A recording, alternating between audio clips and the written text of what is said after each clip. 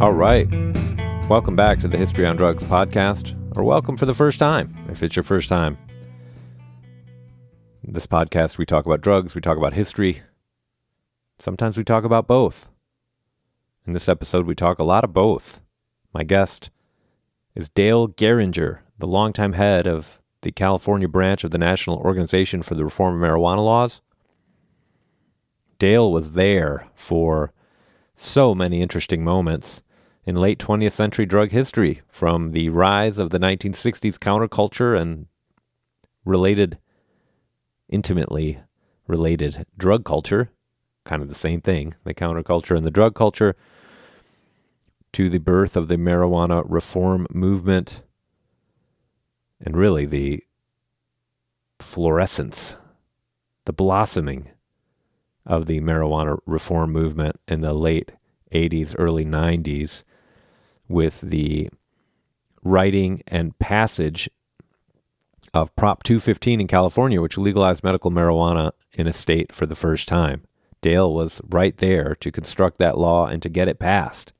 He tells us all about it, not to mention all sorts of other drug policy reform moments before and since.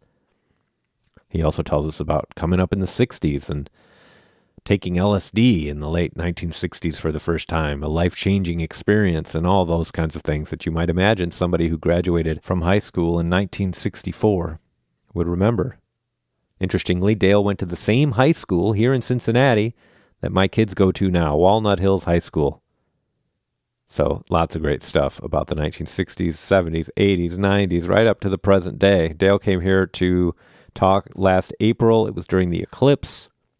He came to catch Totality, which was nearby, and I got to have him over to the house, which was great. I've known Dale since, 2012, when my book came out. He wrote to me shortly afterward with some comments, and we became friends. I knew of Dale before that because he had published a very important article in the historiography on cannabis in the U.S., an article that was called The Forgotten Origins of Cannabis Prohibition in California, published in Contemporary Drug Problems in 1999. This was the first article, the first study that really looked closely at a state-level cannabis prohibition, and Dale found some really interesting stuff related to that. He found that it wasn't all about trying to harass Mexican immigrants or anything like that, which was the going argument, but actually it was just about kind of garden variety progressive era reform. And this was really helpful to me in my work. And anyway, after 2012, Dale and I became friends, and we talk, we email a lot, and it was great to have him over to have a great conversation. And you will hear all about his life in drug policy reform and in the world of drugs. Before we turn to that, make sure to like, subscribe, all that stuff. Write a review if you can. Apparently that helps get people to see the podcast in the sea of content that there is out there. Somebody in one of those reviews said that there's too much chit-chat. There is a lot of chit-chat. We just have a conversation. If you don't like conversations, don't listen. But if you do, you're going to love this. So there you go. All right, without further ado, I'm trying to figure out another way to say without further ado. But it's hard. Without further ado works so well. So anyway, without further ado, here's my conversation with Dale Gieringer.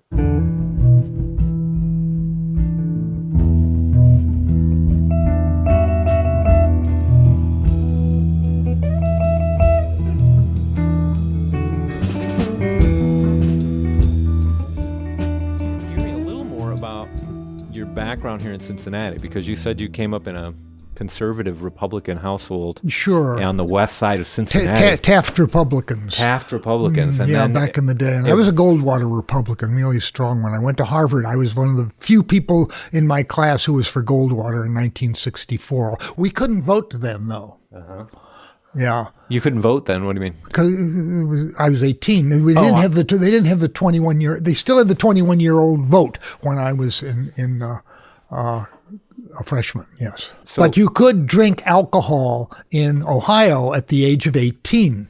And when I was in high school, we used to get 3-2 beer, and frankly, if you can buy it legally at 18, then you can usually find a place where you can buy it at the age of 16, which we did.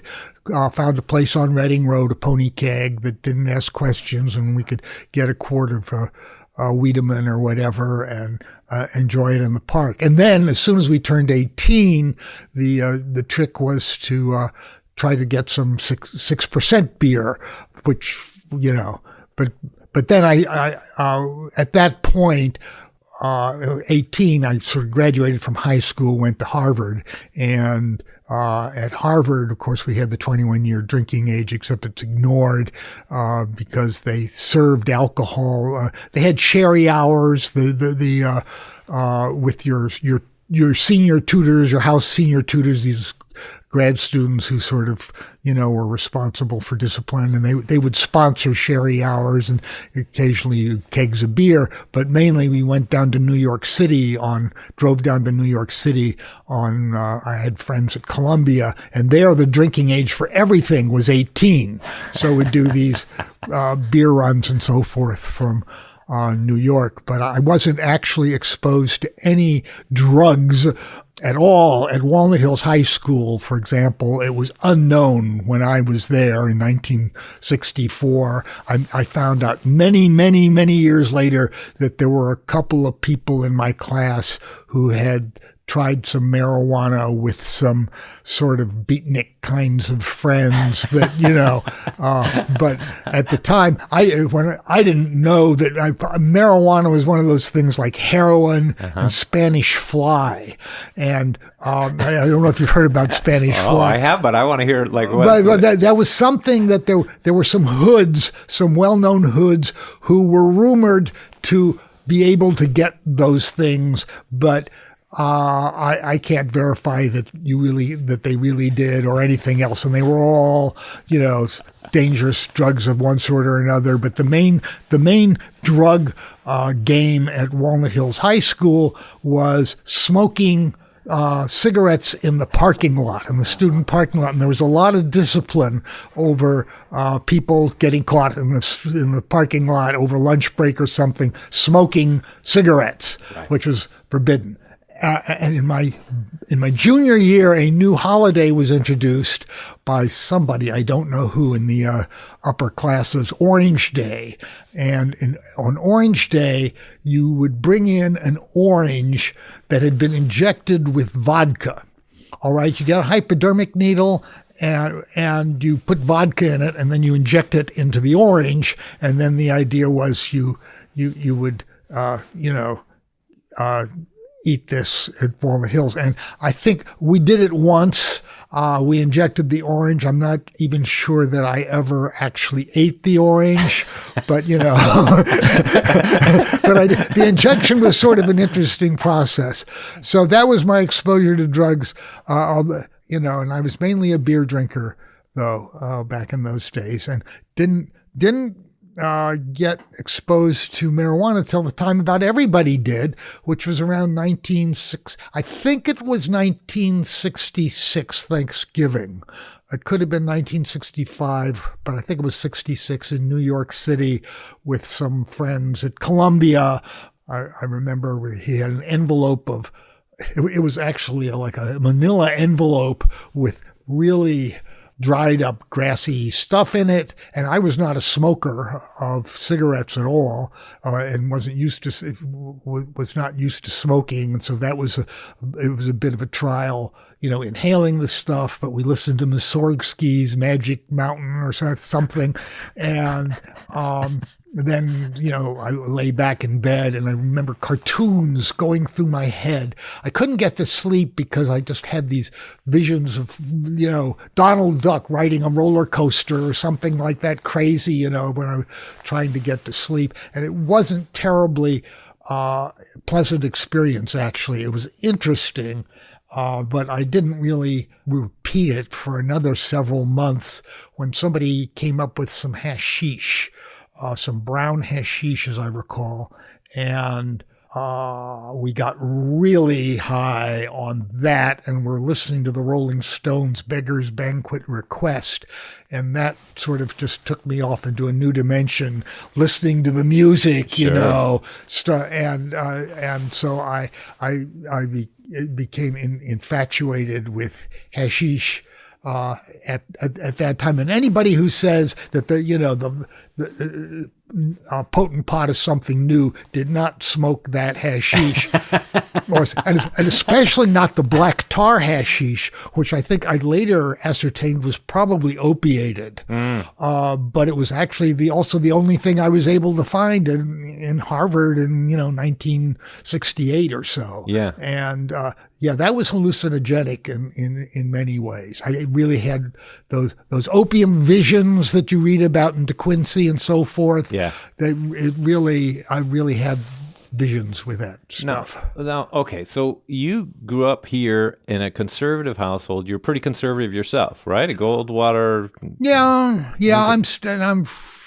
I have some conservative views still. Still, okay. But so this is the 60s. In 1964, you go off to Harvard. You stay pretty conservative while you're at Harvard? Yeah, I had good friends who were in, I was basically sort of pro-war, pro the Vietnam War. I did not want to fight myself because I'd never been a fighter. I could see no fascination at all with joining the army. It seemed like the craziest thing in the world to do, Yeah. but I was willing to pay for other people to do it.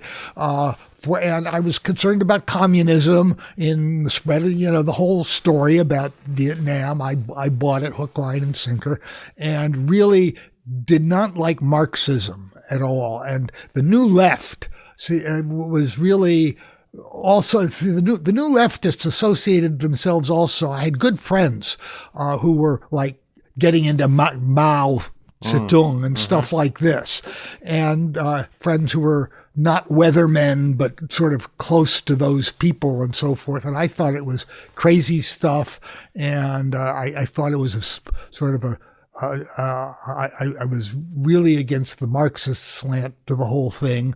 And so I was pretty much pro-war, but I had most of my friends were not, and I was on good terms with my friends. I respected them, and I respected people who wanted to be pacifists and didn't want to be part of the war.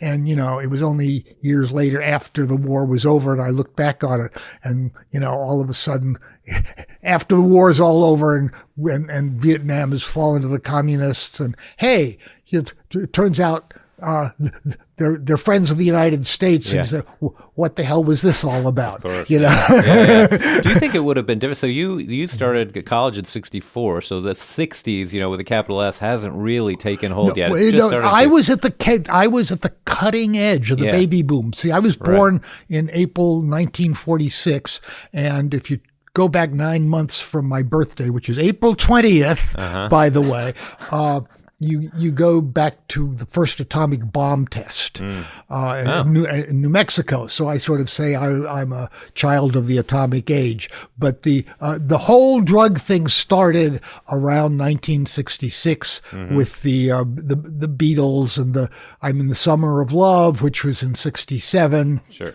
And all of that. So people who came into college like me, in fact, I put this before my class. We had a class reunion, like a 45th class reunion or something like that at Harvard. And I spoke to a room full of my classmates, and I asked how many here had smoked marijuana before they came to Harvard. And there was like one person from Brooklyn who had done that. And then how many had smoked, by the time we graduated, like 3/4 of the room. So that was it all changed while we were in there. And people who were like a couple of years older than me, like Joe Biden, missed all of that when they were in college. And it's a different generation, and they resent the good times that people had with drugs, and they resent drugs and don't understand it in the same way that the people who were post-drug do. The thing I wanted to ask you, so you said you had these, you were pro-war, most of your friends were anti-war, but you got along fine, it wasn't a big deal. Do you think it would have been different if you were 4 years younger? So if you had arrived at college in 68 or 69? Well, it would have been. I would have probably been exposed to marijuana in high school because I was shocked. After graduating, the year after I graduated, I needed a draft evasion job. And the job that I got was teaching junior high school in northern Kentucky. At Twin Huffle Junior High School in Boone County, Kentucky. And it was a total draft evasion thing. It was sort of last minute. It was like August of 68. And it became obvious that they were going to be drafting people my age unless I started getting some sort of deferrable job. So I applied for the Peace Corps, took a test to go to the Peace Corps. And I also looked around at the job market, and this is in August, looking for a teaching job in math because there was a shortage of math teachers and it was considered draft deferrable to teach math. And I was a math major, so I qualified on paper, although what I'm going to be teaching is like shop math to eighth graders from Kentucky in actually George Wallace territory. George Wallace won the school straw poll election in my high school. It was in the high school you were teaching at. Or junior high. It was a junior high, and I was terrible at trying. I couldn't keep discipline or anything else. It was. I got a better draft evasion job after a year there at Twin Huffle High School, and I picked up the noxious habit of actually smoking tobacco because one of my fellow teachers and fellow draft evaders was also a tobacco smoker, and it was so enervating, teaching these classes that you look forward to your break, which was in the teacher's room where everybody smoked because this is Kentucky, and there was a cigarette stand that we drove by every day where you could buy a carton or you could buy a pack for 25 cents, I think it was.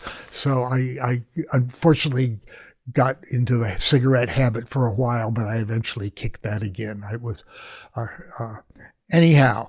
So wait, so you start experimenting with weed in the late 60s. Did you keep smoking, or did you you just kept not heavily, not every day. Yeah. And there were times I couldn't get much, and I was living at home. So I did not let on to mother that I was smoking pot, So I had to go out with friends and in Mount Adams and places like that and smoke. Mount Adams is a neighborhood here in Cincinnati for our listeners. So how do you get into the drug policy reform? Okay. So I should also say in 1968, just before graduation in March of 68, I took LSD for the first time. And that was a transformative experience. And that really made it, that fundamentally affected my whole view of reality and life and everything else. Tell me about it. How did it come about? Well, I was curious about it because I had read stories about LSD in like Life magazine. Sure. They also had the stories about psilocybin mushrooms, which I remember reading when I was a kid, and just sort of being fascinated by the notion of, you see these different things, then, and, have out-of-body experiences and all of this sort of stuff. And I thought, gee, interesting. Unfortunately, when I got to Harvard, Timothy Leary had just been kicked out in 1963, and I said, shit, so I missed all that. But my friend managed to get a couple of tabs of acid, which we took at a beach house down in Hilton Head, South Carolina. Oh. And it was I've never had an experience quite like that in my life. It was a totally different reality that it was like, the place it took us to, I felt like it was the most everyday thing in the world. Yet, there were worms and dragons in the fireplace, and, the waves on the beach were going up and down in 2 dimensions like this, and birds were like disappearing before your eyes. It was, and I remember thinking, Now, how come it isn't always like this? Yeah. How can I ever get back to reality? I've never had a trip quite like that since. But anyhow, and then to top it all off, for dinner, my girlfriend was with us, and she was Catholic, and she was decidedly straight, but it was good to have a straight person around to take care of things. So Sure. She cooked a meal for us. And at dinner, we were listening to the radio and heard Lyndon Johnson announce that he will not run for president again. Oh my God. Did you think it was a hallucination? March 31st, 1968. I'll never forget it. Oh, that's amazing.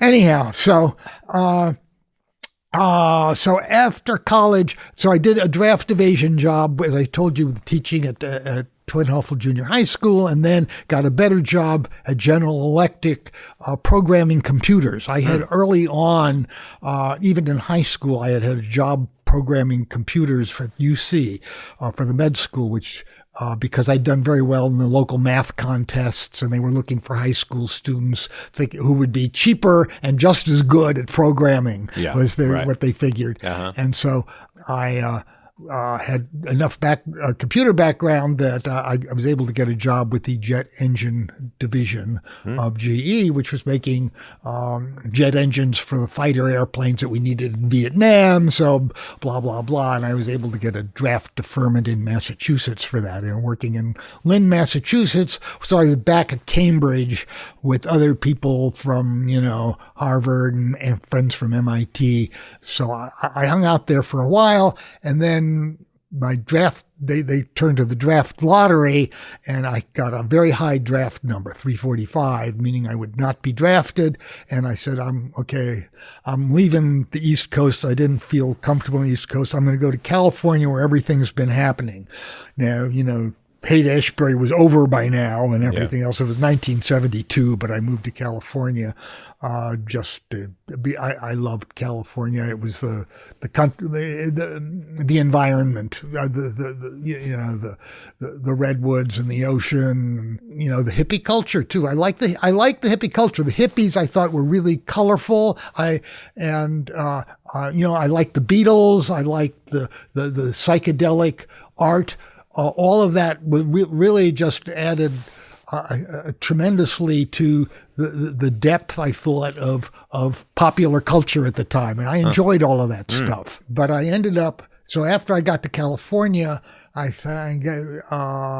took another computer job briefly, but decided I really ought to do something else. And I applied to grad school to a strange department called Engineering Economic Systems at Stanford. And I was attracted to it because I'd always been interested in policy and politics. Just that had always been an interest. And I had a lot of math experience. So, and this was a department that did sort of combine math and various kinds of policy decisions. And they also had a futurist on the faculty, guy named Willis Harmon, who, as it turns out, was involved in early LSD experiments, and later founded the Institute for Noetic Sciences, if you've heard of that, in it studies paranormal and other things like that in Marin County. But so it was an interesting department, but I looked around and was looking for things to do for a dissertation project. And one of the things that happened was the provost of Stanford, who later became president, was Donald Kennedy, who was, while I was at Stanford, became the head of the FDA and was involved in things like banning cyclamates from beverages. And I had always questioned, I was always an anti-prohibitionist from the get-go. I mean, even when I was a kid, I thought, why are we making it a crime for people to to take heroin? I mean, it's a stupid thing to do. It's bad. It's punishment enough in itself. Why are we doing this? Basically a libertarian position. Right. Okay. So I took an interest in the whole issue of FDA regulation. Here was Donald Kennedy, and I actually helped sponsor a debate at Stanford with Donald Kennedy when he'd come back from FDA, and a professor in my department, Ronald Howard, who was a very libertarian guy, who was helped found the field of decision analysis. I don't know if you know this decision analysis. It's making decisions under uncertainty, where you do probabilistic analyses of what might happen and how do you choose the best decision from that. And that was a very interesting course that he had a lot of impact on me. And one of the things you learned was that probability is basically a subjective concept for the most part. Different people assess different probabilities on things. This is the Bayesian outlook. Yeah. And, and then, but if you looked at how public policy, like the FDA was being, policy was based on this sort of the notion of there's this objective probability, and, something is either healthy or it's not. And it's either you can either allow it or not. And, my perspective was no, this should be done on a decision analytic basis so that people can make the best decisions in terms of their own subjective knowledge and circumstances and probabilities and so forth. So I wrote a PhD dissertation on consumer choice and FDA drug regulation. And I specifically did not look at psychoactive drugs because they called into question the ability to make rational decisions. I mean, if you get addicted to a drug, it ruins the premises that my theory was based on. But I just looked at non-psychoactive drugs and wrote a dissertation about it and spent a long time in grad school. I really liked Stanford, but it took me a long time to get things done. And by the time I did, which was about 1984, I started looking around for things to do, and the drug war was heating up. And in 1983 in California, they introduced the camp helicopter program to eradicate get at the hippies who were growing pot up in the Northern California. Now, I really loved Northern California. I really liked the idea of, even though I wasn't doing it, of going back to the land. I had friends who did that. Yeah. And to me, when they brought the helicopters in, it was like, raping the virgins in the temple or something like that. It was, and taking people's land, for growing some plants on it, was taking their houses that they had often built themselves. I thought that was just way overboard, and I was outraged from a libertarian standpoint about the whole thing, and started working on a research project for Reason magazine. I decided I wanted to write an article about it and got Reason magazine to agree with it, which was sort of an expose of drug enforcement abuse. I happened to make contact with a former DEA informant who was in prison named Bo Abbott down in Seagoville, Texas. And I went and visited him in prison and started talking to him. And he turned me on to a DEA agent who had been flying planes down in Peru and South America, trying to intercept the cocaine traffic, but then he started trafficking in it himself. Although he was a Mormon and wouldn't touch this stuff, but he didn't really see it as that dangerous anyhow. He asked me, "You really think this cocaine is that bad?" I wrote a whole story about all the kinds of abuses that were going on, drug enforcement abuse, DEA, the deadly menace. And it was a cover feature of Reason magazine, I think around December 1986, as I recall. And with that under my belt, I also, I was starting to get really politicized about this pot thing. I didn't like what was going on with the camp program. And the National Organization for Reform in Marijuana Laws, with which I had not really had anything to do, before, held a national conference in Oregon in 1986. There was an Oregon Marijuana Initiative, which was sort of a last-ditch effort to try to legalize personal use cultivation. And in 1986. In 1986, it was badly timed. I was going to say. It was badly timed because this is when the crack epidemic had really broken up, and it was very hard to say anything positive about drugs. But I was really out. But the kinds of civil liberties abuses that were going on were just totally outrageous. I went to this conference in Portland, Oregon, with the Oregon Marijuana Initiative and NORML, got to meet the people, heard some really wonderful speeches by libertarian and progressive. Well, progressive was not a word back then, right, but liberal civil liberties attorneys about what was going on, and was really enthused by the whole visit. And then right afterwards, so I was now on the NORML mailing list, I got word that California NORML, which I was unaware of before as a chapter, was in need of a new director. NORML had fallen apart then. I mean, the actual organization was really in bad shape for many reasons. Didn't it start in like 77 with the Keith Stroup scandal and all that? It started in 71 or 72. No, but I mean the falling apart. The falling apart came, with the Peter Bourne scandal. Right, Paraquat. Right. Okay. And that sort of discredited NORML. Okay. And then we had the whole crack epidemic thing. And when I got involved in 1987, it was like, I felt this was an opportune time to get involved in the movement because it was so far down. It couldn't get worse. Yeah. And it actually did get worse for a couple more years, but it turned around. But anyhow, so nobody else was willing to take on this California NORML thing. Well, I had this Reason article that I'd written. I had a PhD on drug policy, actually.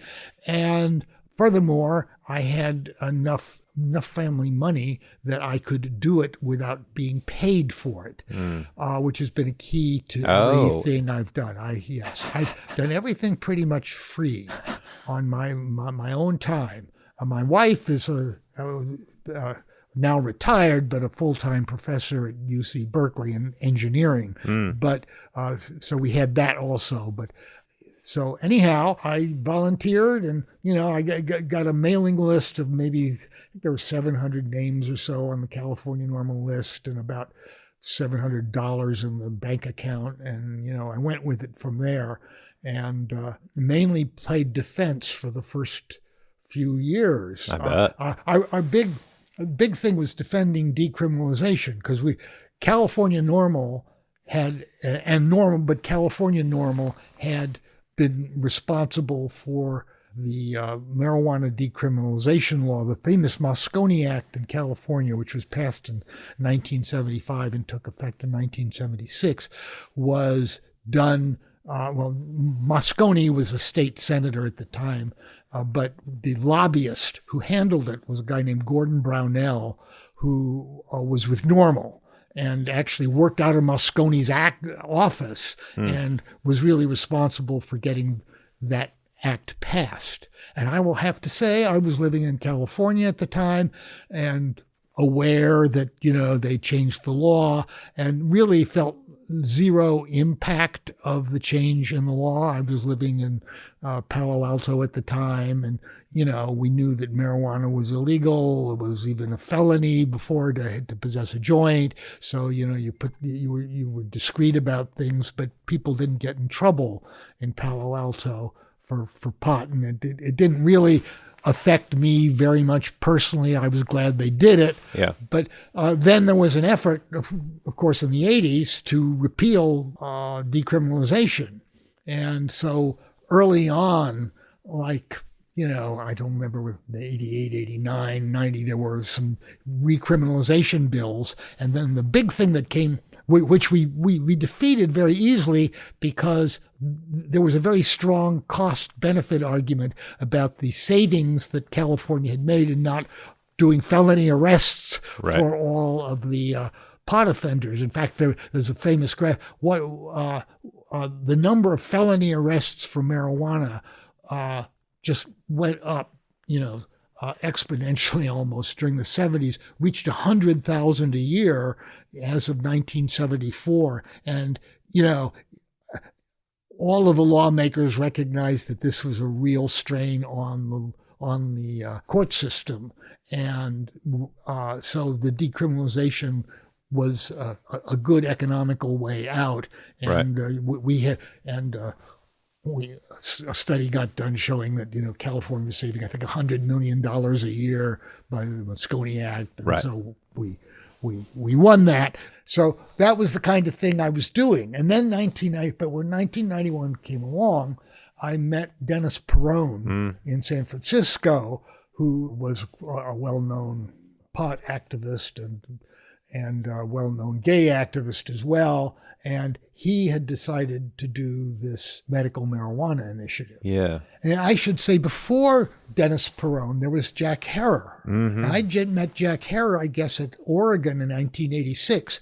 Jack Herer had published The Emperor Wears No Clothes first as a newspaper that came out for the OMI, the Oregon Marijuana Initiative. And then he kept adding to it and redoing it. Yeah. The original one had some really interesting, had a whole interesting chapter about the Catholic Church and the role of the Pope in forbidding cannabis back in like the 1400s, I believe. Right. With the Malleus Maleficorum, the treatise about witchcraft and drugs and anyhow. So he had this whole anti-Catholic chapter that eventually got dropped from the final version of the book. But he had the thing about the U.S. Constitution with hemp rigging and then the Declaration of Independence being sort of written on hemp maybe, and all sorts of other stuff. The whole conspiracy and all that stuff. Yeah. And he had discovered the movie, Hemp for Victory, right? Which is, and it was really helpful when Jack came along, because at the time I first got involved in the late 80s, marijuana and drugs were like really toxic. Nobody respectable would deal with them. And it was even very hard to get a reception from the more liberal quarters at the time. Were very much into the environmental movement, had become very big. And there were a lot of people in the environmental movement were clean people. We don't do drugs, we don't smoke, stuff like that. And, and there'd been the whole Peter Bourne scandal before this. So the whole movement had been sort of sullied. But when the Emperor came out and we had this whole hemp story to tell, we were able now to go to the various little fairs around, have a hemp booth. Yeah. Which dovetail beautifully with the environmental movement. Yes, right? That's right. Uh-huh. Right. Mm-hmm. So that was really helpful. Mm-hmm. Plus, he was surely, while no respectable person was willing to kind of put their head out there at that point, he was willing to do whatever, right? And that's right. That's right. He's like the guy at the head of the charge. It's like, fuck it, and here we go. Right. He had a crew of hippies he worked with and had an initiative that his hemp initiative, which was sort of a hippie's pipe dream of everything is legal. You could grow as many plants as you want, and so had a vague clause in it. Marijuana should be available according to the wine model, and there were no taxes or anything else. And he would run this initiative practically every election cycle, and I actually cut my teeth on initiatives doing his hemp initiative, and.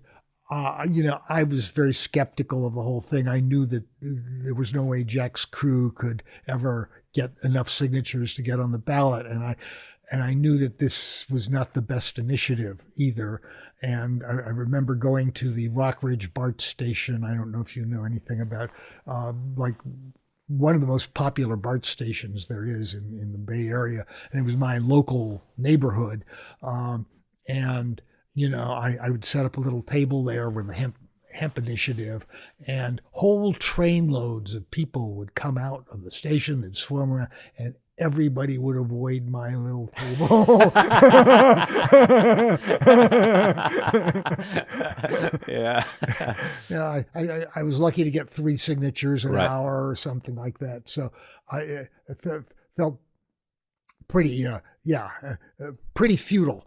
Anyhow, but Jack was great at, just because I'm fascinated by Jack Herer and his influence on all this stuff. Yeah, I mean, you know how I feel about his conspiracy theory. I felt the same way about it. I thought I couldn't see any evidence for it. Right. Yeah, but I mean, to me, this is really fascinating, that a conspiracy theory that's like, based in nothing, essentially just bullshit. Typical conspiracy theory is kind of like textbook conspiracy theory, managed nonetheless to fire up a lot of people, a lot of activists, Absolutely. A lot of people who were for a movement that was extremely legitimate and very important, particularly with the rise of AIDS and the, and it was very influential. In 1991, I went to a conference in Frankfurt, Germany, sponsored by the Green Party, and with respectable German officials present, where, they had somebody from the law school talking about the background of marijuana and talking about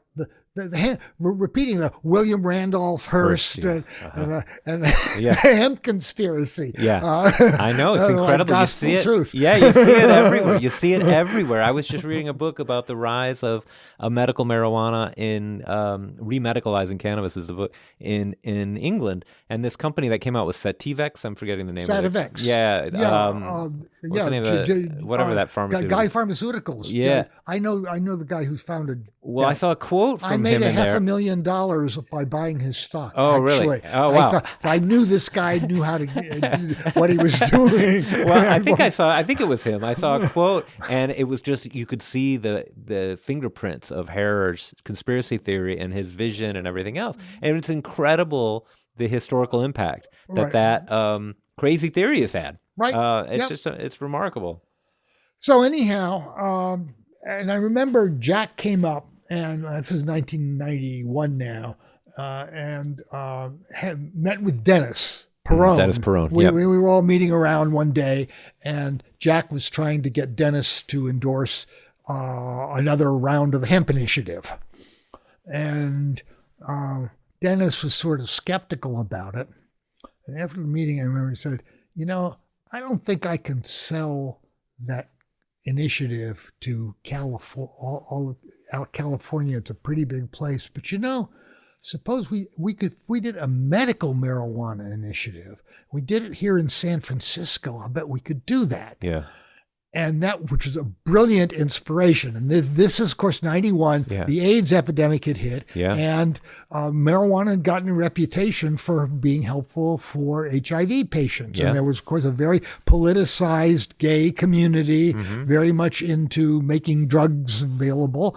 And, Dennis was in the thick of it. And he had lots of followers around because he'd been a longtime pot dealer and so on and so forth, and was quietly supplying a lot of people. Of course, he'd been arrested, I think, a dozen times or more, but he'd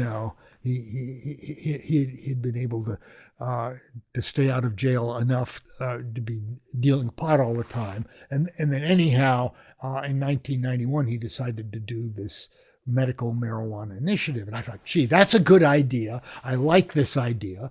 And I helped him with that, and, helped collect signatures for it, and went to the street fairs. And that was so easy to get initiative signatures for that. Yeah. And then we got and I was noticing we were getting a really good reaction from the local press, which would otherwise be skeptical of drugs. Everything was good. And sure enough, I remember going back to election night on November 91, and thinking we're probably going to get over 60% for this baby. And this was a statewide initiative already? San Francisco. Oh, just San Francisco. Proposition P. Proposition P. Okay. And the early returns came in, and we had like 69%, but this was from the conservative part of the city. Oh my God. And as the night went on, we went up all the way to almost 80%, 79.4%. And, and the next most popular ballot initiative was something by the ACLU affirming support for the First Amendment or something like that, which got like 65%. And I thought, we've really got an issue here. Yeah. And as Dennis said, if we get 60% of the initiative, well, people will say, 60% of San Franciscans are crazy, but 80% of San Franciscans aren't crazy. And so the movement started spreading from there, and we had friends in Santa Cruz who did a Santa Cruz initiative the next year that got similar, like 77%. And then we, went around to various city councils, including, sort of mainstream cities like San Jose, San Diego, both passed initiatives, basically usually propelled by some local patient, an AIDS patient typically, who had some story to tell, who had been busted or something like that, and got a lot of sympathy. Sure. So we got all of that going, and then the state legislature picked it up. On its own, the senator from Santa Cruz, Henry Mello, was very respected.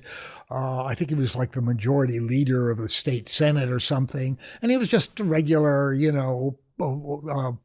Democratic Paul from Santa Cruz. But he noticed, 77% of my people have voted for this, and he introduced a resolution to the state legislature in favor of medical marijuana, and that passed both houses of the legislature. It didn't need the governor's signature. We had a Republican governor still at that time, but it didn't matter because you didn't need that for a resolution. And then we got another law from Milton Marks, the former Republican turned Democrat state senator from San Francisco, which was also an attempt to change the law, but it was not I didn't think, a very effectual kind of law. What it did is it descheduled marijuana from the controlled substances in California, but that would not have affected the law because the law was not based on the fact that marijuana was a controlled substance. There were marijuana laws and you had to deal with those, but it was an important symbolic law, and that passed the legislature, but the governor vetoed it, saying it was inconsistent with federal law. And at that point, we decided that we should start taking a look at a ballot initiative, a statewide ballot initiative. We got some support also from another state senator, John Vasconcellos, who became interested in it. And he started introducing legislation in Sacramento, which was sort of based on our idea. But our idea was very simple. It was what Prop 215 does. It was saying removing criminal penalties for possessing or cultivating, very important, marijuana for personal medical use with a doctor's recommendation. And we played around. We were very careful researching about prescriptions and realized that we couldn't use the word prescription because it had implications that no doctor would be able to prescribe it unless it were FDA approved, and that was out of the question. So we used the word recommendation and so forth. And that was the basic plan of our initiative. And while we were trying to gather support for that, Senator Vasconcellos, I guess he was an assemblyman at that time, introduced a similar bill to the legislature in the year 1994, which was the only year that I can remember that the Republicans nominally controlled the state assembly. 1994 was a Republican landslide year, and the Republicans had like a one vote margin in the assembly, and Willie Brown, the genius that he was, managed to sort of half control it from the back, even though he was sort of short a vote. He managed to, but the Republicans did sort of control the assembly. Assemblyman Vasconcello brought his bill, and we managed to get Republican votes for it, and we got the bill passed. Unfortunately, however, at the insistence of the District Attorney Association in California, there was an amendment put on to limit it to four specified conditions, which were, I think, cancer, chemotherapy, HIV, glaucoma, probably. Glaucoma, right, and multiple sclerosis.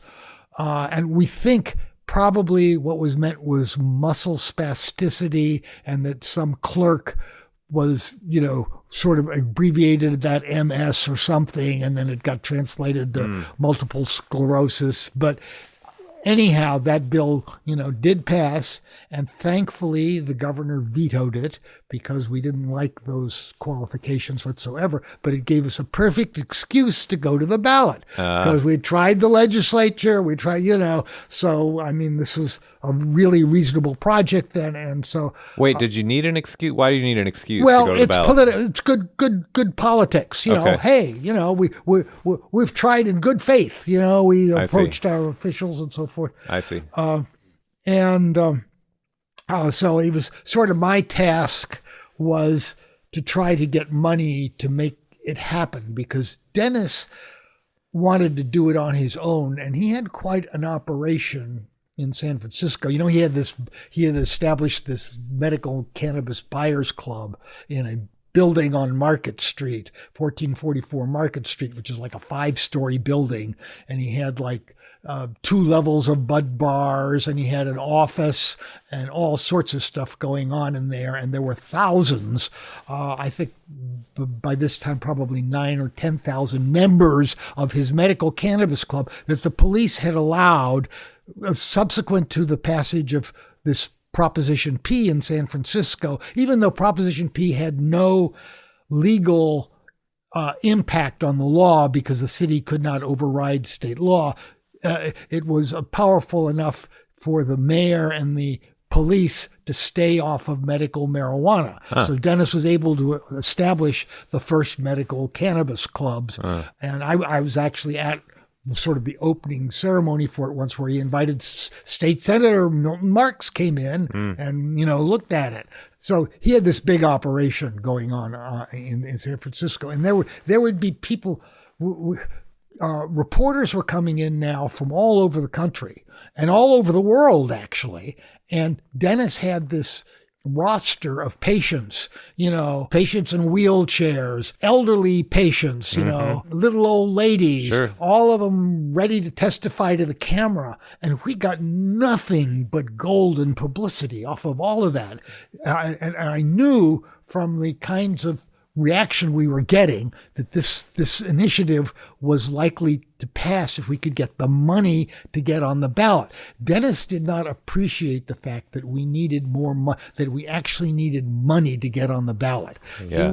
He was used to running these San Francisco campaigns where, you could round up 20, 30,000 signatures with his crew pretty easily, but you needed God, how many did we need? 400,000 signatures or so to get on the California ballot. And I knew that could not be done without hiring some signature gatherers who were available. Right. And, I checked around and figured out, basically got a quote for we needed $300,000 cash to do it.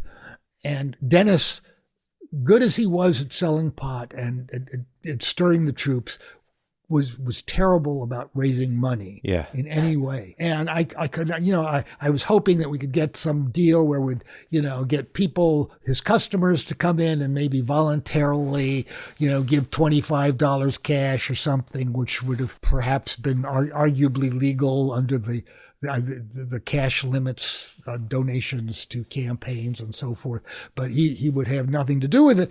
And so I started looking around and actually reached out to, made contact with Ethan Nadelmann. Oh yeah. And other people connected. There were some millionaires who were starting to get interested in the whole drug reform. We had a meeting down in Santa Barbara where I met those people and I sort of pitched our initiative. And the one thing I had done, I had been advised to do it beforehand by our prospective signature gatherer, said, you should get a poll. Okay, so I actually Dennis and I together funded a poll by a respectable pollster that found like about 59% support for the initiative as we conceived it. Yeah. And we played around with some questions. I think the question about personal use cultivation, at one point we were saying, well, should we say, 10 plants or something like that? And it turned out that as soon as you put in a plant number, support plummeted.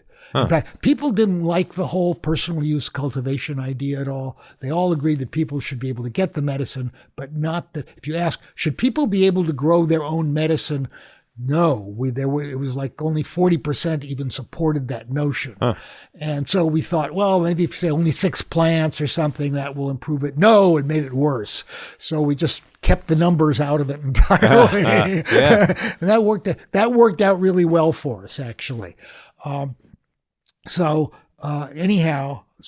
Dennis, there's more backstory on the initiative I could go into because we had a couple of different drafts that we were playing with, and I wasn't particularly pleased with the draft that Dennis had put together, but it turned out, I don't think it made much difference in the end, but Dennis went ahead.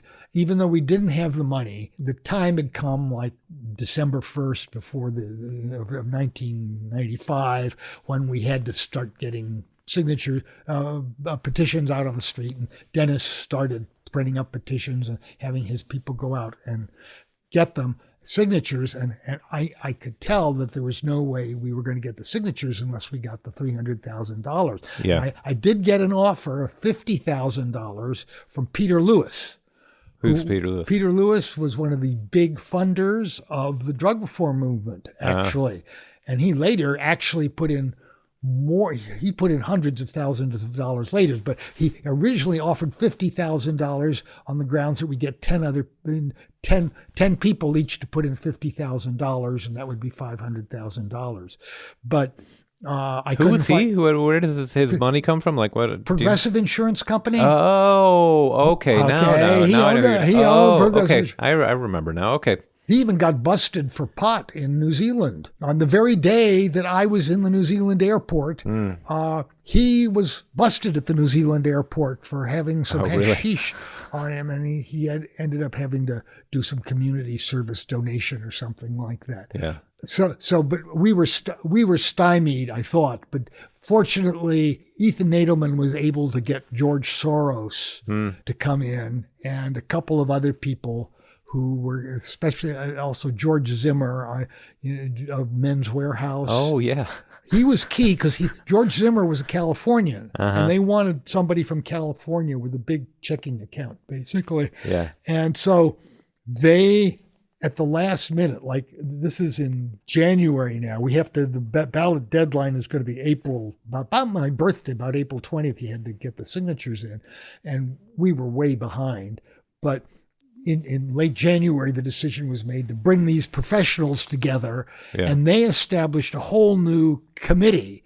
I mean, I had actually filed papers for Dennis. We had a committee, a political action committee, Californians for Compassionate Use, which was pretty much under Dennis's control, which was totally under Dennis's control, really. But I wasn't totally comfortable with Dennis's management, and our attorneys were not necessarily happy with that either, because Dennis was obviously involved in the business, and here he was sponsoring this initiative. Right. So George Soros and company set up a totally independent PAC, to help with the initiative and to gather the signatures. And the two of them fought off and on, but the professional signature gatherers did, in fact, they didn't really get off the ground till like February 1st, but they were able to get the signatures by April 20th, like they were supposed to do. And as soon as that happened, I knew we were going to win. And but the struggle between dentists and the professionals was ongoing. Fortunately, though, we had decided the wording of the initiative, because if they had decided the wording of the initiative, there would have been plant numbers and all sorts of stuff written into it that we didn't want. So that was Prop 215. Yeah. And the rest is history. Did you feel like when you were doing that, did you have a sense that this was a potentially, absolutely revolutionary moment? Yes, we did. I did have that sense. I also remember very, very deliberately, I had absolutely no idea what would happen after it passed. I just knew this would be a huge thing, like a giant meteor coming down, and bam, and who knows what it's going to have fallout for years to come. And I felt, I can't be responsible for that now. I can't plan for that now, but let's get this damn thing passed. Right. Yeah. And there were people at the time, who were critical of the whole medical thing. I mean, Jack Herer was very reluctant to come on board because there was the feeling, well, now, if you make medical legal, then they're going to crack down on the non-medical. Yeah. And I just didn't believe that particularly, but that was not my guiding principle. My guiding principle was, this is the right thing to do. People should be able to get medicine. Yeah. And so, we'll go for it. Yeah. And then after it passed, I suddenly discovered how many medical marijuana users there were out there. And I had originally thought that this was like a percent of all of the pot smokers maybe were medical users. And I had heard from these people, actually, because when I took over California NORML in 1987, I was answering the hotline. And so you get calls from people who've been busted for one reason or another. But a significant number of calls, I'd say like 30% of my calls, were from medical people who were using it for some or another condition and finding unique relief from marijuana. Is there some way I can get this? Or, gee, I've been busted or something like that. And I started keeping track of all of the different medical conditions they were reporting. And it wasn't like cancer or AIDS very much. It was stuff like rare autoimmune disorders, a lot of injuries, back injuries, skeletal injuries, the chronic pain thing, and so forth. And I had one of my good friends was Dr. Todd Micarea, who introduced me to medical marijuana. He was on the California NORML board when I was first brought on board California NORML in 87. And I got to know him very well. He lived in Berkeley. We were good friends. And he had this book, the Marijuana Medical Papers, that I remember that, yeah. And at the time I thought this was sort of a fringe thing. But, Dr. Todd had a psychiatric practice, and he had been recommending marijuana to lots of people for a long time. And after we started seriously with the medical marijuana, he became one of the big recommenders, and he would recommend it for anything, basically, including psychiatric disorders, including and we started tabulating this stuff, and I think I wrote maybe the first paper that was sort of a tabulation of the medical conditions reported by, I think it was 2,500 or 3,000 of Todd's patients, and did a breakdown of what they were using the medicine for, and found that about 45% of them had chronic pain. That was the leading thing that was involved in all, more so than, cancer or glaucoma or this other stuff. What year is this? About the year 2000. Okay. I published that in the Journal of Cannabis Therapeutics, which had about 4 or 5 volumes. They were edited by Ethan Russo. That's interesting because, of course, that's the moment where the pharmaceutical industry is really pushing the idea that chronic pain is this massive problem that needs to be treated with opioids, right? So I wonder if any of that was like residue of people being told constantly that everybody's got chronic pain and should be being treated, and so people start going, "Yeah, I'm in pain too," and I don't think there's a connection there. Actually, no, I don't think there's a connection. I just think it was people experimenting around with pot and finding that it helped with their pain. It was all pretty serendipitous. Sure, but pain, it's so subjective, and this is a big part of the pharmaceutical efforts to, the industry's efforts to get these opioids approved and distributed more, right? With just to talk pain, and fund these pain organizations. So it's just a curious. Interesting. Okay, well, we're worth looking into. Yeah. Well, this whole thing, it's like really interesting. Like Jack Herer was so influential, but he's still kind of like an older school. Even though he's fired up this new generation of, people who are connecting to the environmental movement, it's still a very sort of hippie kind of like, fuck you, you're all was crazy. Jack, yeah. That's Jack, right? So that's influential. But what really seems to turn the tide is the AIDS epidemic, the medical idea gets out really there. Helpful. And then suddenly the face of the movement is no longer a hippie, it's a person in a wheelchair, right? Right. And that all of a sudden just shifts everything. So there's this confluence of various things going on, which just, I think if Herer by himself maybe wouldn't have had very much influence if it hadn't been for the medical thing, right? He wasn't very credible as a person, big bearded, you've like seen, old school hippie, seen, sure. Uh-huh. Now, on the other hand, Dennis Peron was always very clean cut, and he always wore a necktie sort of loose around his neck, and was a very good salesperson and very friendly and outgoing, right? And he was a much better face on the movement, actually. Yeah. Although mainly he put all those patients out there too, which was really helpful. So wait, so you also in 1999, I think you published your article on the history of cannabis, and what inspired that? Why did you? Well, reading Bonnie and White Bread and reading that marijuana had been made illegal in California in 1915. Yeah. And I thought, gee, well, and the story about the Hindus or something.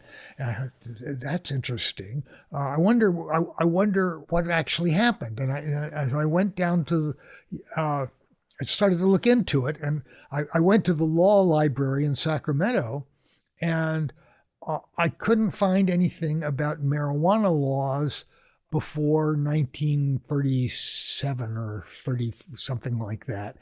And I was puzzling over it. Eventually, I discovered it under the Poison Act of 1915, where they mentioned cannabis, indica, and loco weed, and Indian hemp. Indian hemp, I think it was indexed under Indian hemp eventually, but it took me a couple of trips to the law library to figure out even what the law was. Right. And then I started trying to read newspapers from that time, which basically said nothing about it. Yep. And then going through pharmacy journals. So I went through every pharmacy journal I could find in the basement of the UCSF. Remember the Pacific Drug Review. You got some great stuff from that. Oh, that was that. Yeah.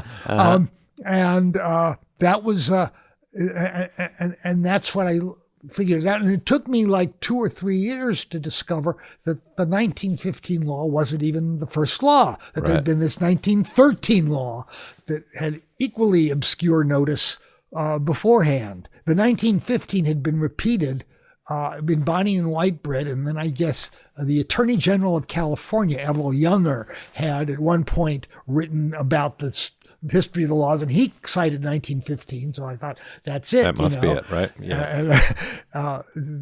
And then after, so that's what got me into investigating the history of America. And then I went to the Bancroft Library and tried to read, all the Bohemian history of California, thinking that maybe all these well-known Bohemians out here, there would be a lot to say about marijuana, and there was not. Yeah. It took me, I dug stuff up I think after I finished that first article, I really discovered the hashish party that Jack London had in Guadalcanal. I've amended that article, and now that story is in it. Yeah. And the Hindus. I spent a long time trying to find something on the Hindus and hemp, and I didn't find anything until I think, was it you sent me that article from the Minnesota paper, which I traced back to the New York World, wrote the original article, and that was a syndicated article. Yeah. And the reason I had missed it was indexed under ganja.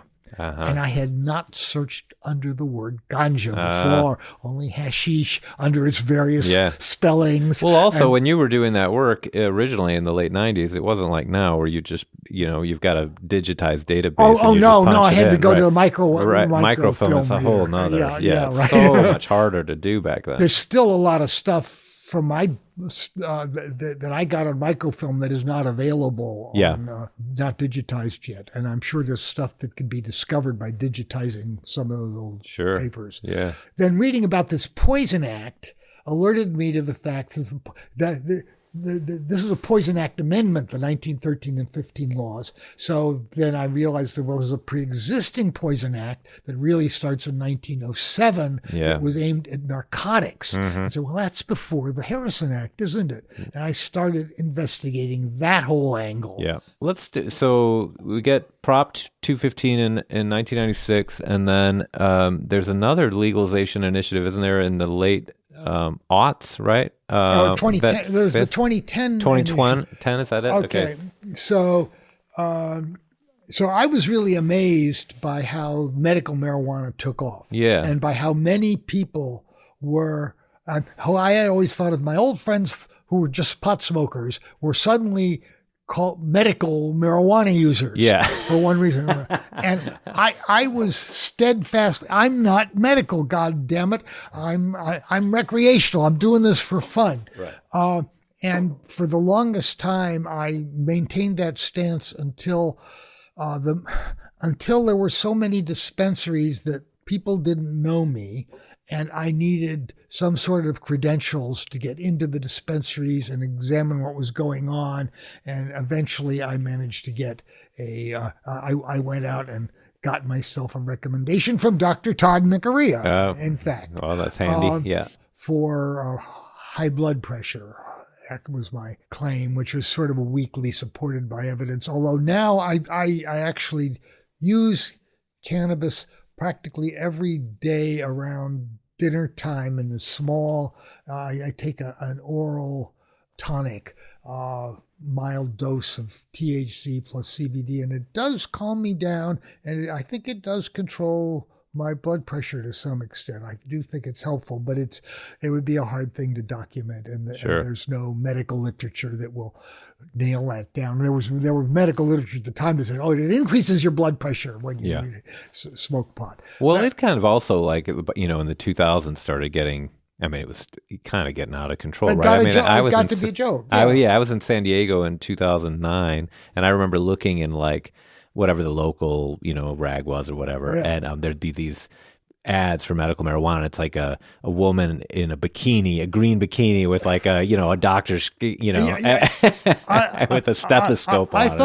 thought it was pretty outrageous myself. And what that really actually did was it laid the ground for adult use legalization, because everybody realized, well, pretty much anybody can get this stuff now, and it's not causing any problems. Might as well. Right. Yeah.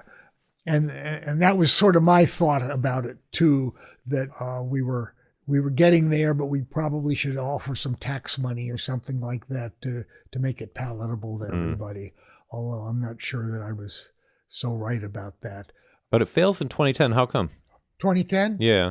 Well, I predict. Okay.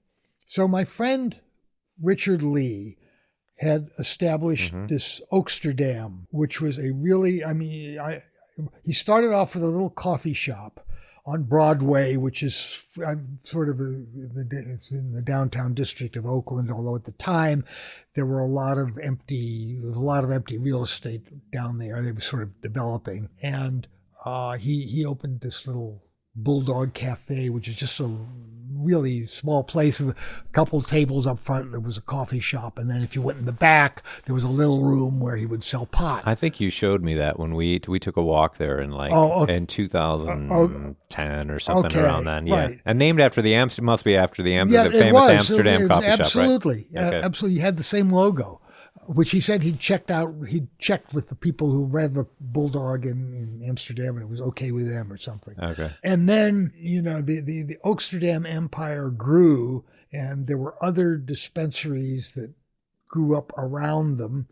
One of them was the medical dispensary in Oakland, the Oakland Cannabis Buyers Club, which was established by Jeff Jones and a couple of other people, was established around 1998, I think. After Prop 215 passed, there were efforts to close down Dennis's club because it really did not meet all of it was not really strictly legal under Prop 215 to sell. Mm-hmm. We didn't legalize sale. We deliberately stayed away from legalizing sale, and because we realized that was a very complicated issue, and so instead we had this little clause saying, calling on the state and local governments to implement a system of affordable access for patients in medical need or something like that. So they were really stretching the law, but Oakland was open to it anyhow. But Dan Lundgren, who was our very right-wing conservative attorney general at the time, really headed in against Dennis Peron and managed, after repeated efforts, to close his place down. And when it closed, people sort of scattered to a bunch of other places, right? It was whack-a-mole. So, like 2 or 3 other places opened in San Francisco, and a bunch of people went over to Oakland and started doing the distribution over in Oakland. And that turned into the Oakland Cannabis Buyers Club, which my friend Jeff Jones, who is another very straight-looking guy, I mean, always very clean-cut guy, acts that way, talks that way, and everything else, started this medical dispensary there that got backing from the city of Oakland. Oakland became a center of medical cannabis in the early 2000s, and there were, at one point, I think I read at a maximum, I think there were about like 17 dispensaries, some of them really marginal, hole-in-the-wall places, but about 17 of them not far from Oaksterdam, frankly.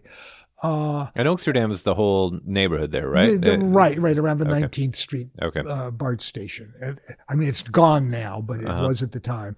So the Oakland City Council decided to take things in hand, and they thought that it was getting out of hand, and so they decided to basically sort of recognize legalize or formally recognize a couple of clubs, and particularly Jeff Jones's place, under an emergency ordinance. It was a health emergency to deal with the AIDS crisis or something like that. We authorized these people to distribute medical cannabis. And so starting, I think, 2003, Oakland had this official policy, and they also had plant numbers. And they asked, I remember the city council, how many plants is reasonable for medical use? And our attorneys from our side said, well, 144 plants is good. And you can cite some papers. I mean, if you're growing indoors and yada yada yada, and you're trying to grow 6 pounds, like the federal patients were getting 6 pounds or 9 pounds, then 144 plants would be about right. And to our surprise, they just bid it. They took it. Oh. So, wow. Yeah. so we had a very liberal regime in Oakland for a while, and Oaksterdam prospered, and Richard Lee spread out, and he helped found Oaksterdam University. He helped fund Oaksterdam University, and Oaksterdam University was headed by Jeff Jones's wife, Dale Sky Jones, and he had probably 5 different buildings that he was renting to. I mean, some of them were buildings he was renting to somebody else who would have a dispensary in that building. He only had a couple of dispensaries of his own. There was the Bulldog and another place called the SR-71. The SR-71 after the plane? Yes. Oh. Yeah. He had this thing about the SR-71. My son has a thing about that right? Yeah. High flying. But he was also growing big time. He was growing thousands of plants that were supplying some of these other dispensaries. Anyhow, and he was making lots of money, and Oaksterdam was doing really well as a neighborhood. And we had been in the doldrums, much progress as we were making in medical marijuana. the obstacles to legalization still seem pretty dire. If you took a poll on it, which we looked at polls all the time, and your average poll would show like maybe 40% supported legalizing marijuana and maybe 45 or 50% opposed it, and the number of strong opponents was much bigger than the number of strong supporters. I mean, it was really miserable poll numbers, right? Yeah. And that persisted throughout, up through 2008 and the George W. Bush administration. And it seemed sort of like a hopeless project to try to get anywhere. I mean, we had to fight, as you remember, there were 2 Supreme Court cases over medical marijuana that happened under the George W. Bush administration involving friends of mine, and I was involved in one of those lawsuits, actually, the Rach lawsuit. I could get back to that, I guess. But then all of a sudden, right after the election in 2008, when Obama gets elected, like the whole mood of the country changed. It just seemed like everything was hopelessly, irredeemably conservative under Bush. And then all of a sudden there was this hope.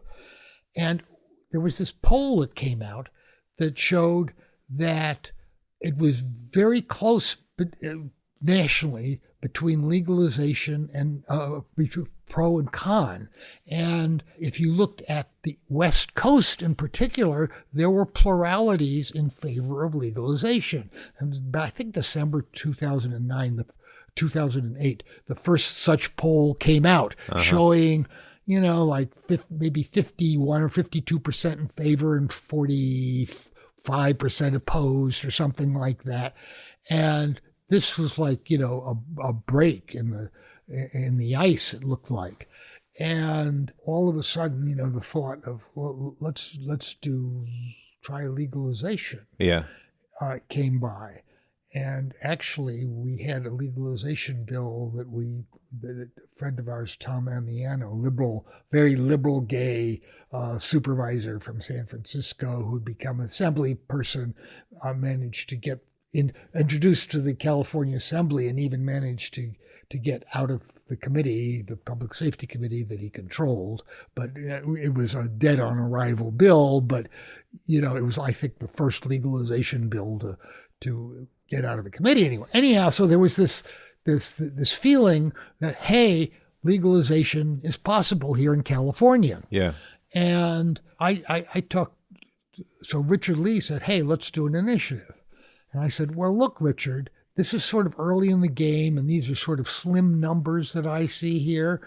And let's not do anything in 2010. I think it's too soon. It's an off-year election. You don't do pot initiatives in off-year elections. Let's wait till 2012.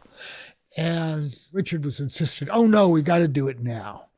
And Richard got his own attorneys together, and he had support from Jeff Jones and Dale Sky Jones at Oaksterdam University to run this legalization initiative, the first legalization initiative, I think, to a full-scale legalization initiative. But it wasn't quite full-scale to make the California ballot.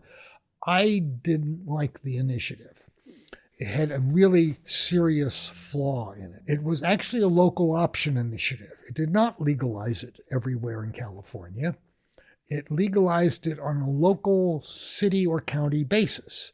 So it could be legal here and not right across the city line. And this had a lot of repercussions because it meant like in one city you could have like a ton of pot. But, if you tried to transport an ounce to the next city, it could be a felony in the next city. Plus, it's going to turn every legal city into a dealer's haven, right? And then whatever. I mean, and it was pointed out to me by one of our attorneys that probably the initiative was actually unconstitutional under the California state constitution, which does not allow local cities and counties to opt out of general state laws in general. So arguably the whole thing was unconstitutional as well as, in my opinion, unviable. And it did get flack from the papers did not endorse it. I didn't expect them to. And, Kamala Harris was now Attorney General, and she opposed it. And I thought any Attorney General would oppose an initiative like this because it would really a blueprint for chaos. Yeah. And I really didn't want it to pass because I think it was going to lead to a mess. But on the other hand, I wanted it to do well. And I knew it, but I have a very good intuition about what's going to pass and what's not going to pass. I've pretty much been able to predict all of these elections within a couple percent beforehand. I'd done that with 215 and a bunch of other things, and I did it and I thought I knew this was not going to pass, but it would do respectably. So, I supported it. Right. Nominally. A little bit of momentum for the future, basically, yes. right? Okay. Yes. And we got more votes than the Republican candidate for governor. So there you go. but I felt we booted the chance. I had hoped we would do it in 2012 when in fact it succeeded in both Colorado and Washington State. So that was the 2010 initiative, which I had lots of reservations about. Yeah. And do you think the tide turned for legalization nationwide? Do you think a big factor was the economic crisis of 2008, 2009 that started bankruptcy? You don't think so? Maybe, but no. That's the first time I've heard that theory. Yeah. I think, no, I thought it was the general success of the medical cannabis in more and more states and the existence of open public medical cannabis dispensaries that seem to be operating pretty much like normal businesses. I mean, we're not, they were helping generate customers at the neighboring donut shop and stuff like this. It was all working out pretty well. And that plus there was there was a general change in the public mood when Obama came in. Yeah. But a key argument was, right, that there's a lot of revenue that's being lost, right? And this is a period where states are... I didn't, I was really going for the revenue theory. I deliberately was supporting legalization drafts that would generate a considerable revenue. Yeah. Like $1 billion a year, which is about what California is getting, which I think is too much. As I look back on it, I think that was a bad idea on my part. I got the economics wrong on it, but why? What do you mean? Well, it turned out my theory was that by itself, if you had the famous tomato model, if it was unregulated, basically, it would be so damn cheap that it would be just too cheap for an intoxicant. I mean, it would be as cheap as not tomato, tea, right? Yeah. All right. So it would be like pennies for a joint. And that's just not right. I mean, it should cost at least as much as a bottle of beer. And I figured that the only way you could make that up would be by a tax of some sort. Why should it be? So is the thinking so that people won't overly abuse? Is that yes. Yeah. Okay. Yeah. Okay. Yeah. Sure. All right. Just confirming. All right. And I actually did a paper for Peter Reuter and the Rand people at one point where I tried to put a cost, an economic cost on the public health cost on pot smoking. And I was very hand-waving argument, but I sort of came up with, I looked at smoking and respiratory disease as sort of a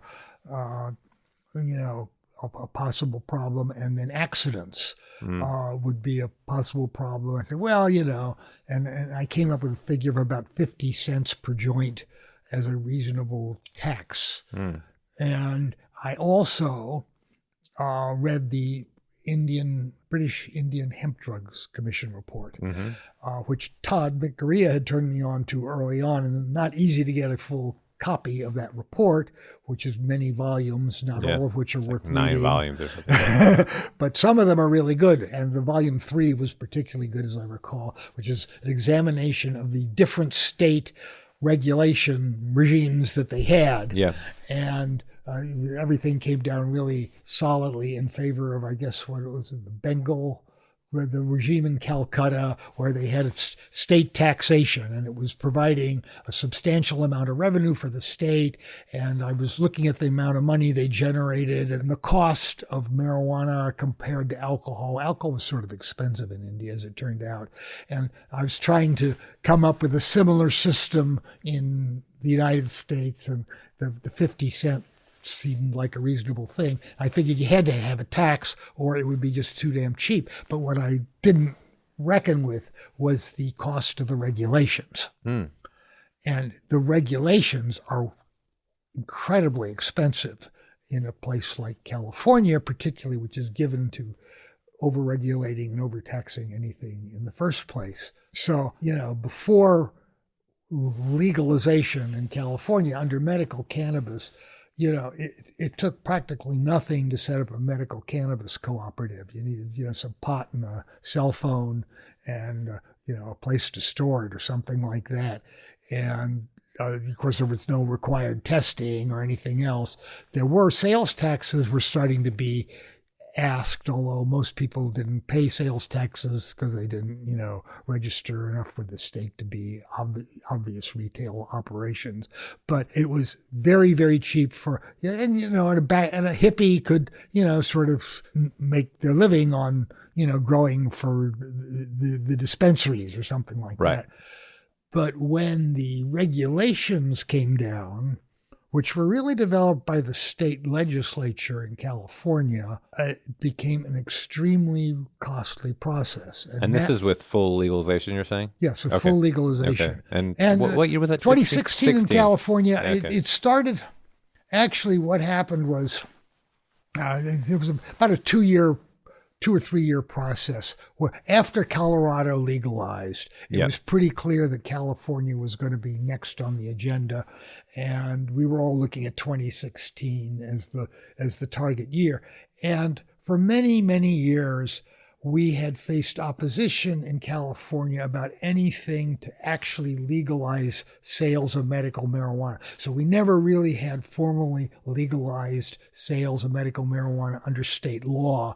Instead, we had some guidelines from the Attorney General's office about, what kind of operation was likely compatible with Prop 215 and, and there were lots and lots of court cases and lots of legal battles.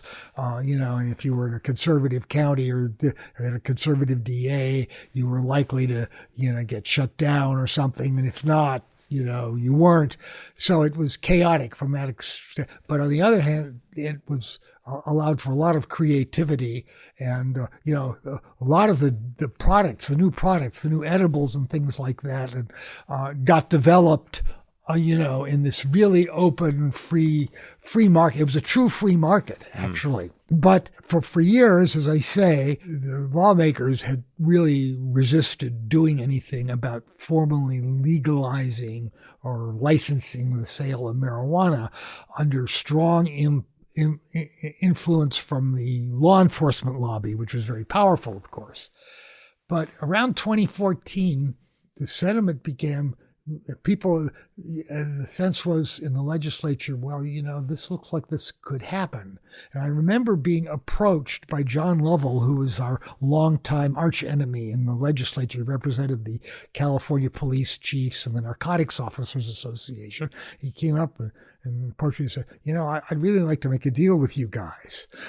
And so there was a bill that year in 2014 to try to establish a medical cannabis regulatory system. There were 2 or 3 versions of the bill. There was a law enforcement version of the bill, which was pretty strict about how to handle it. And there was another version of the bill that was looser. And what happened was they couldn't come to agreement the first year, but the second year they started to put together actually 3 different bills in anticipation of legalization coming up. It was actually theoretically a law to regulate medical marijuana sales, but it was the basic structure was the structure that exists now, and it had a lot of involved pieces to it.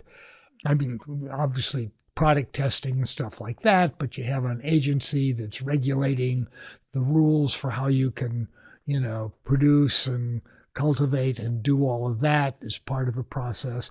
And one of the things that upset me the most was the earliest drafts of the bill were written with input by labor. Labor has a very huge influence in the legislature.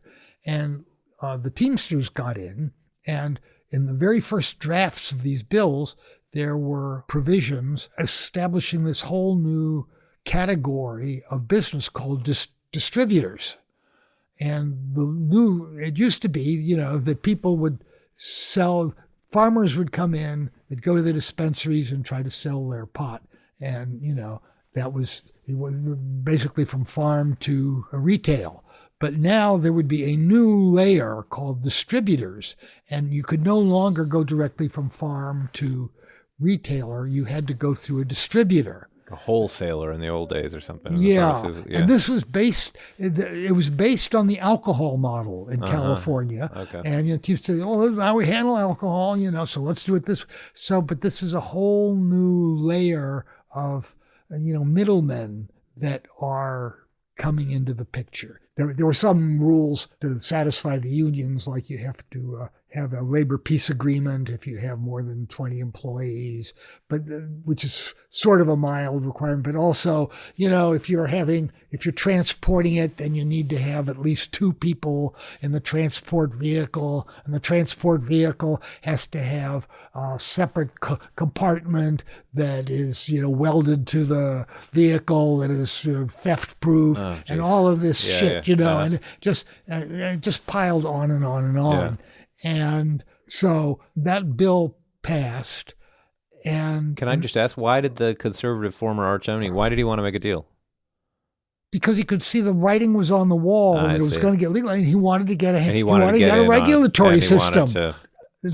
Yes, regulation is just it gets really expensive. Because I'm really interested in this question. You said you regretted. You think it's. I suppose you were building to the point that it's become too expensive to do. Yeah, well, it costs $1 million to start any business now. Yeah, I mean that's not the mom and pop hippie thing that we used to have at all. Yeah. Yeah, I mean, and so big business is taking over, and a lot of people are getting driven. Right, all the old growers are out of the business, and of course, right now, nobody's making any money at all. I mean, it's very hard to find anybody who's not trying to sell to somebody else bigger. So, is there a thriving black market, or has that just been destroyed by the low? Well, they still say the evidence shows. There is a thriving black market, I guess.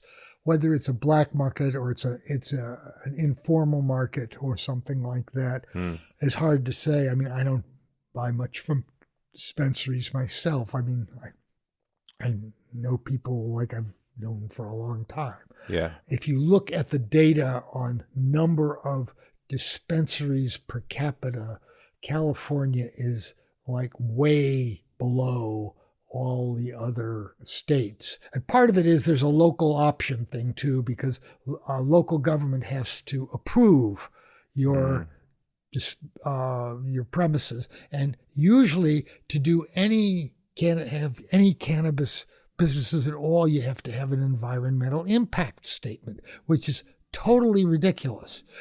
You can have a little strip mall where there's been a smoke shop, a tobacco shop for years. Now, if they change to a cannabis shop, there has to be an environmental impact review of the whole thing. And you know how expensive and lengthy those things get. And it didn't make any sense to require an environmental impact review for legal cultivation, for example, because you're just setting a higher barrier for legal cultivation.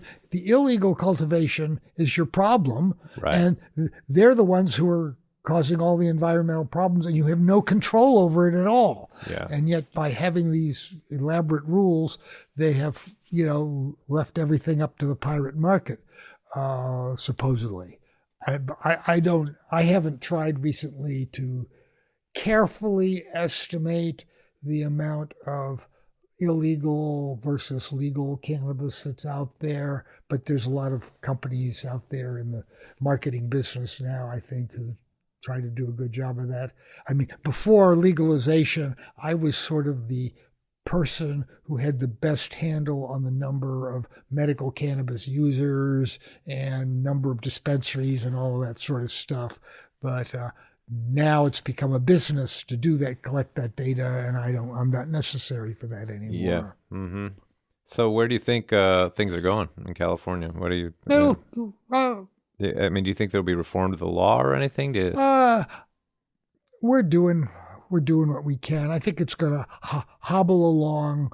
I think it's going in the right direction. Actually, I think eventually there are more dispensaries opening up, and I'm hopeful that this rescheduling goes through, because the rescheduling, the major advantage of it is that it takes the dispensaries off the hook for the 280E tax, which is I've been told like 15% of gross revenues could be gross costs could be saved by eliminating the 280E tax. You know. No, I don't know what the that 280E tax is.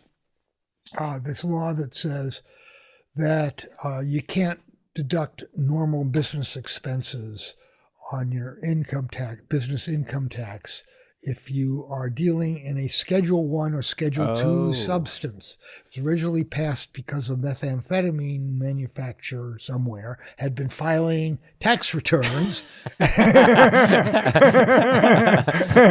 been deducting all of their business expenses. Yeah. And so they passed this law that said no. And so if you have a marijuana dispensary, you cannot deduct your rent or your payroll or your utilities. All of those are huge things. You can't deduct them. Sure. You have to. That's crazy. The only thing you can deduct, ironically enough, is the actual cost of the marijuana, the wholesale cost of the marijuana. You can deduct. But so this is a huge. Oh my gosh! Yeah. Yes, how do you run a business? Yeah. Right. And as I say, it's about 50. They tell me it's about 15% of revenue. So I think if they do reschedule to 3, as I'm crossing my fingers that the DEA will do, that will give a boost economically to the industry, which would be valuable. The other thing, I think the California laws could be substantially rewritten, will be substantially rewritten if the federal government legalizes and deschedules. Then a lot of the California law is premised on the notion that you have to avoid federal prosecution and follow the Cole memo guidelines, which aren't still there anymore. But this is why you have to take track of every plant so carefully. Triple caution, right. And I think that we'll be able to revisit all that after federal legalization. Right. But I don't know when that's going to happen now. It doesn't look like it's going to happen in the next administration, whichever candidate gets elected, unless Biden gets elected and dies in office, and then Kamala Harris. But even Kamala Harris would have to be able to round up 60 votes in the Senate to do it, and I don't think she can do that. So this has taken longer than it should. It's dragged on longer than I had expected. I think from the outset, I always expected marijuana would not be legalized until I was too old to enjoy it. Yeah. Well, that's what I tell my students. I say, gosh, if I was a kid in the 80s, but if you told people in the 80s that in 20 years, this country, marijuana legalization was going to be taking off all over the country, it would have been 30 years. But, that seems like yesterday to me. And here we are. All of a sudden, it's everywhere. Even in Ohio now, we've got legal weed, even in Ohio. Yeah. But in the 70s, there were a lot of people like in NORML. Before the whole Keith Stroup debacle, there were a lot of people thinking that legalization was right around the corner. Totally. Yeah, totally. And Jimmy Carter was talking about decriminalizing and yada yada yada. Right. Yeah, if you read that book by Larry Sloman, Reefer Madness, Yeah. that is like a absolute snapshot of the moment right before it all falls apart. I mean, when you read that, you can feel it. It's like, it's coming any minute, right around the corner. We're going to have legalization, and then gone. That book's published in 1977, and that's exactly when the famous NORML party in D.C. with Keith Stroop. Right. Is it Stroup? It's not Stroop. I always call him Stroop. Stroup? Oh, okay. This is a problem with only reading people's names. I know. That's a pretty amazing moment. And I often use that with students to point out how often you don't know what's coming around the corner in history. And you can often think you're going one direction, and then all of a sudden things shift radically. And sometimes the most important developments are under the surface. You don't see them happening. And, there was a bubbling up parents movement at that point about the cannabis culture in the 70s. And have you read that? You must have read that. You read all of these books. The Emily Dufton book, which I think is a very good history it's a good book. of all that stuff. Absolutely, yeah. And she leaves it open whether it might swing back the other direction. Which she should, because who knows? Students often ask me, well, what's coming next? I don't know. I'm a historian. I don't know. I'm really surprised how easily the psychedelics is going down, though. Mm-hmm. Oh, no, that's another one, too. Yeah. And then, that it's amazing how quickly that's gained acceptance. Well, my original goal was to legalize marijuana and then in retirement work on LSD, getting legal. But I'm still well past a normal retirement age, and we're still working on marijuana. Yeah. Mm-hmm. Well, certainly the magic mushrooms, I think, are becoming more normalized and easy to get now. And they're all over the place. There's a store in Oakland where you can go in and buy them. Basically, it calls itself a church, and it's heavily guarded, the security to keep the cops out. But you can go in there. Well, now you can order these kits and grow them at home, and I've been told it's incredibly easy. I don't know about that, but I've had a hard enough time growing pot where I am. Yeah. But So anyway, well, anything else, Dale, you wanted to mention? Or I think the one thing that I learned to appreciate after Prop 215, and also subsequent to my thesis on FDA regulation, was how ill-prepared U.S. law was to deal with the right to use drugs. It was all predicated on the notion that you have these expert bureaucrats at FDA or DEA who decide what drugs are okay to use and what aren't, and any use that they don't approve of is illegal. Right. And I always felt that was a bad model. Yeah. What we did with Prop 215, I'm very proud of it, that it was a very short initiative, just that people could grow it and people could possess it. And we established a right, basically, which the law was totally unable to accommodate. It didn't know how to deal with the right of people to use drugs for personal use. Mm-hmm. We're still struggling with that. Yeah. Absolutely. All right. Well, this is great. Thanks for coming by, man.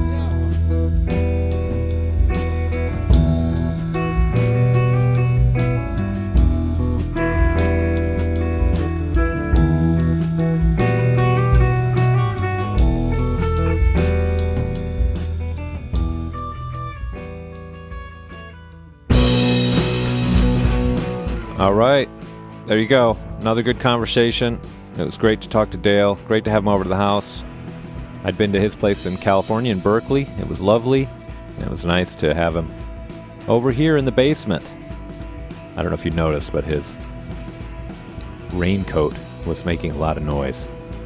I should have made him take off the raincoat, but I thought, it's probably going to be fine.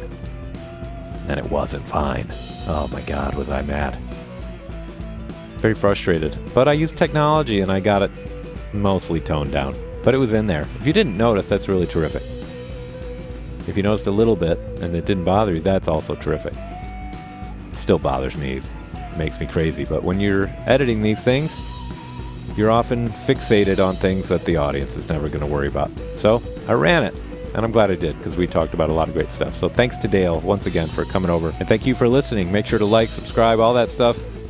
And we will catch you back here in a few weeks with another interview, another great conversation. So keep listening. And in the meantime, take care of yourself. Be well. Be healthy. Stay warm. And we'll see you then. Bye-bye.